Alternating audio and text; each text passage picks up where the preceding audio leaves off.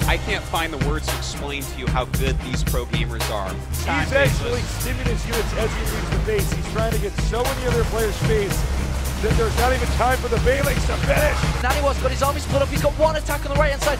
Another chasing down the army. Storm's come down! These are the best of the best in esports history. And Hux starting to blink forward as the Zealots are removed. The supply goes in Hux's favor. So much energy. Where did that energy come from? Tanks desperately trying to target fire down Queens. The Archon's moving forward. A lot is going down here, and only Colossus left over. He's starting to get some feedbacks down. He's starting to advance forward. Another vortex. There's the blink forward, trying to get underneath those Brood Lords. Oh, he sends the vortex. Are you ready?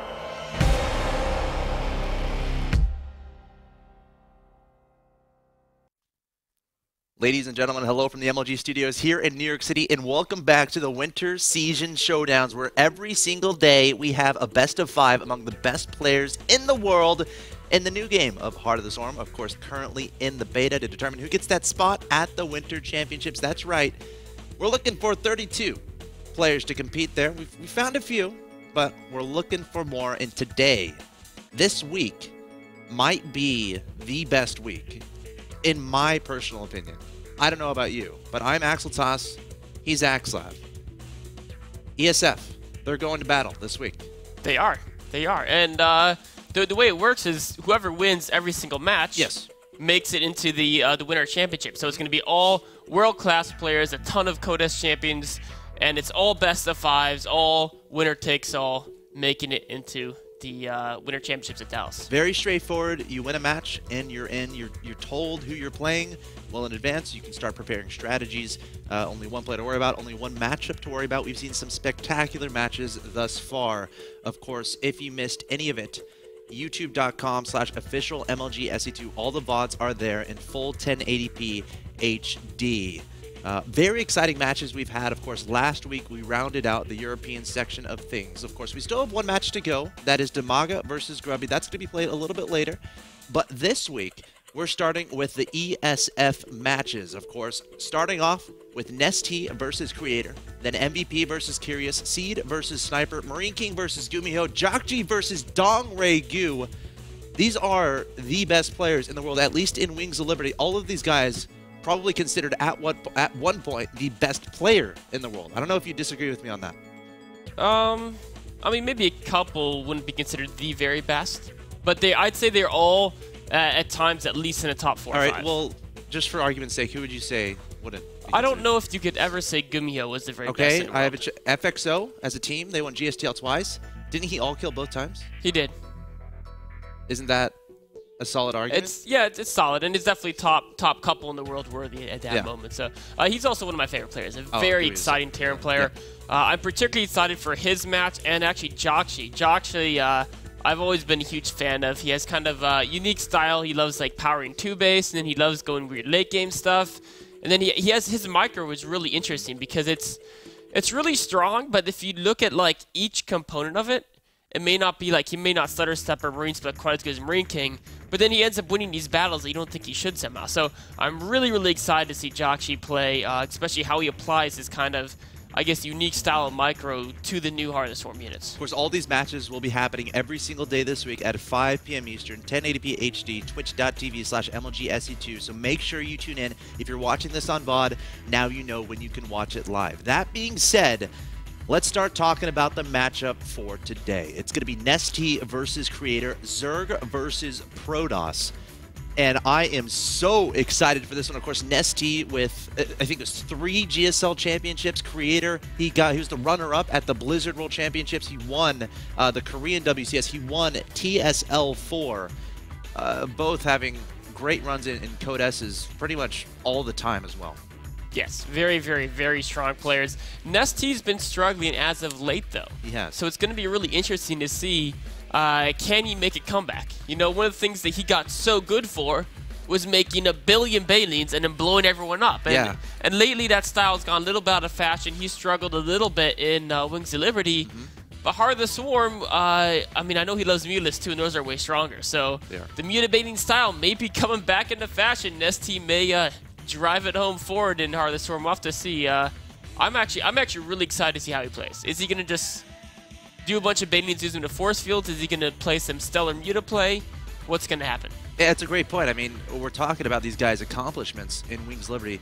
This is Heart of the Swarm beta. This is a completely new game. Who knows how much these guys have been practicing for this game? But GSL is switching over to Heart of the Swarm with the next season. So maybe they have played a lot. Maybe we're going to see some awesome new innovative strategies. I'm looking forward to it, man. Best of 5. Of course, winner goes to Dallas. Are you ready? I'm ready. I'm ready. I think let's just get game number 1 started. Yes. Nick, thank you so much for saying that, because I just want to get into these games. Best of 5, Heart of the Swarm, winner to Dallas. Let's jump into game number 1. Guys, before we get too far into this, be sure to spread the word that this is going on. This is the best Heart of the Swarm action you're going to see in the world right now, live here on twitch.tv/MLGSE2, majorleaguegaming.com. Get on Team Liquid, get on Reddit, tell everyone this is happening, get people in here. Go on Twitter, you can tweet at us, at axeltoss and at axslav. You don't want to miss this. Of course, let's introduce the players. In the bottom left-hand location of Star Station, we have the Blue Protoss player, runner-up at the Blizzard World Championships in Shanghai, China. Also, the winner of TSL4. He is Creator from Team Prime. His opponent in the top right-hand location, some call him the Creator of the Universe. He's the Red Zerg player with 3 GSL championships under his belt. Has something to prove here today, though, because his results have been faltering a little bit in Wings of Liberty. Let's see how he does in Heart of the Swarm. He is Nestea. You know, one interesting thing is when you think about when Nestea started to fall off, it's when... I love how we call it that, though, because... I mean, he still wasn't GSL Codex and stuff. But, I mean, well, here's the thing. If you're a guy who wins every tournament... Yeah. When you start making top 8s instead of winning, that's starting to fall off. Yeah. I mean, he's only like the 8th best guy in the world now, or something, or the 12th. It's important that you made that. You brought that up though, because I feel like some people watching may be like, "Oh, Nestea's out here." No, he's still okay at StarCraft too. I mean, he'd still be a favorite against pretty much anyone outside Korea, and a favorite versus even almost anyone in Korea, except for those world class, except for maybe the current top 8 in Codex or something. So he's still extremely good, but. One thing that he's always struggled with is controlling spellcasters. You know, Infestors, he never, you know, that was his weakness. His strength was the Mutas play, the amazing macro play, the multitasking, the swarming over opponents. You know, but in Heart of Swarm, the Infestor isn't as key. No. To your gameplay as it was in Wings of Liberty. So you can play a strong style Zerg using other units. You know, Ultralis got stronger. Mutas got a lot stronger. The Swarm Host is a whole new unit. The Viper is a whole new unit. So Nestea, I think he could actually reclaim the #1 Zerg title coming in the first month or two, potentially, just because it's a whole new ballgame. I mean, it might all depend how much time these guys are focusing, are attributing to Heart of the Swarm. We saw last week, I think it was Friday, Rhett versus Feast. That was a PvZ we had the privilege to commentate. Of course, if you missed that, again, it's available in 1080p HD on our YouTube channel as we speak, youtube.com/official MLGSE2. And you mentioned the Swarm Host. Rhett pretty much used exclusively Swarm Hosts throughout that series. Sure, he lost one game, but he looked very convincing. In that game that he lost, he miscontrolled his Swarm Hosts for just a second, and that cost him the game. So Swarm Host is very good, and I'm very intrigued, very interested to see if Nestea is going to resort to that strategy. Of course, seeing how he opens up here. We got 3 hatcheries, no gases just yet. We saw Rhett do this, favoring those drones. But again, this leads us to talking about these aggressive options from the Protoss player in the game of Heart of the Swarm, incorporating that Mothership core.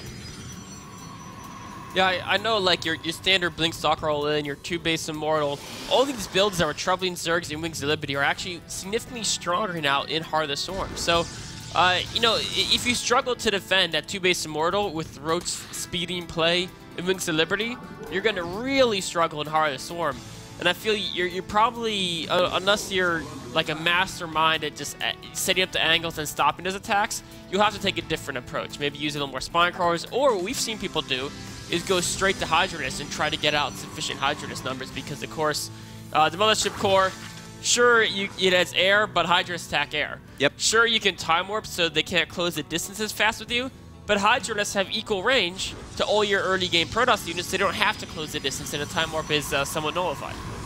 And, you know, opening Hydras might be a response based on what we're seeing here, the Stargate play. Stargate play has become significantly stronger, at least in my opinion, in Heart of the Swarm. Of course, Phoenix is getting 1 extra range added onto them. Oracles introduced into Heart of the Swarm. Tempests introduced into Heart of the Swarm. So a lot of Protoss players going for the Stargate play, especially on a map like Star Station. Very long rush distance, but there's a lot of airspace to work with. So we'll have to see what Creator goes for. If he maybe sends an Oracle straight to his opponent's mineral line, if he hides some Phoenixes to start off with, but Nestea, we'll have to see how he reacts to it, and of course, if he can actually scout it.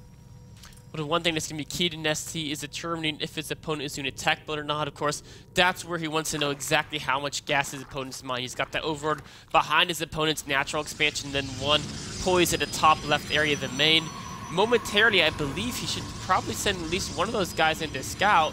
Zergan in the front gets pushed away by the Mothership Core, and that's going to probably tell Nestea that he needs to figure out what's going on now that he no longer has a vision at the front base, and you just could be spilling out right now. All right, well, keep an eye on these overlords and what Nestea actually sees. Currently, they remain motionless in the airspace here on Star Station, outside of his opponent's natural expansion, outside of his opponent's main base. Behind this, going up to layer, adding on gases on every single extractor. Also starting up that +1 missile attack, so this could very well be some sort of Hydra opening. Putting down that Roach Warren, though, that could just be a safety Roach Warren if he sees his opponent attacking across the map. Also adding on that 4th hatchery outside of his natural expansion so he can get that extra larva. And we see creators starting to mass up those Oracles. He's not revealing them. The Oracle's a very strong unit in Heart of the Swarm. They have the ability to completely wipe out a mineral line if the Zerg player isn't careful. But there goes the Hydra's Den from Nestea. Question is can he get Hydras out in time? When will Creed reveal these Oracles? If the Hydras are just being started, that gives the Oracles plenty of time to do all their massive damage. Nestea's speed is just being started as well, and Creator's actually moving out with a lot of sentries as well. Oh my gosh. You know, Nestea could lose his 3rd base if he's not careful, or is Creator just going to take a 3rd behind us? No. Nestea sees this. He sees it. He has a Zergian on the watchtower.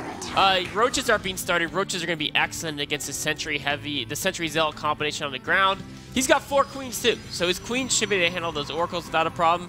I actually think Nestea's in great position to defend this with all the units he's producing. 71 drones Nestea has. That's exactly where you want to be at this point, but he needs to make sure to defend against his bush. Needs to make sure he doesn't lose too much. Creator posturing outside of his opponent's natural expansion. Nestea positioning his queen. Speed is not yet done on those Zerglings. Trying to keep his opponent away, maybe baits forward some force fields. Drone's actually going to be pulled here from Nestea, but the Oracle's starting to do a lot of damage to the ground. There's a Time Warp and force field used in conjunction, and just like that, Creator putting his units in a phenomenal position, but 9 more Hydras in production here from Nestea. This looks okay for Creator, though, thus far.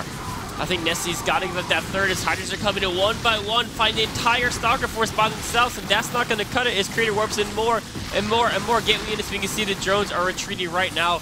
Nestea's got to build up a decent amount of ground forces. He's taking out everything that gives Creator high ground vision. So a couple of Hydras on the high ground can definitely defend the choke to his natural, but will Creator be happy coming to 3rd and back away, or is he going to surge 4th and try to get the kill? I honestly don't think that's going to be enough. I mean, Nestea has 60 drones. He's kept, you know, most of his drones alive throughout this, and now he's adding on more and more Hydras. Creator, he will feel happy once he kills this natural expansion. That's when I think he might consider returning home. Going for the kill right now, though, of 98 to 95 in supply. Nestea trying to hold strong with these Hydras at his natural expansion. 5 more Hydras in production, 6 more Lings in production, but Creator has so many Stalkers on the ground here, warping in nothing but Stalkers and Zealots at this point. Wants to end Nestea right here, right now, but having to back away a little bit from those Brood Lords, but there's no doubt he's just going to re-engage very soon, I'm sure. He really is. The drones are flanking, but there's no damage behind him to back them up. Yep. All they can do is just get into Zealots away from a little bit, make them dull their blades, and Creator taking a very comfortable game 1 there with that nice little timing attack.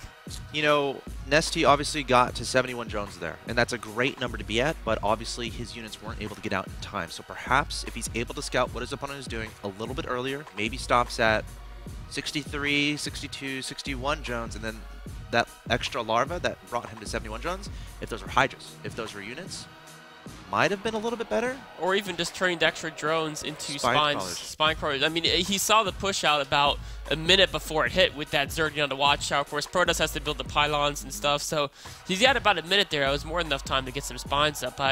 I think he underestimated the amount of gateways that were behind it. He thought it was like a light poke, whereas really there was a lot of gateways all warping in behind that. It was a very, very committed attack. Which Creator cut probe production, you know, as that push was going out. Very instrumental in that 2-base play, so you can focus all your resources on additional units to kill your opponent.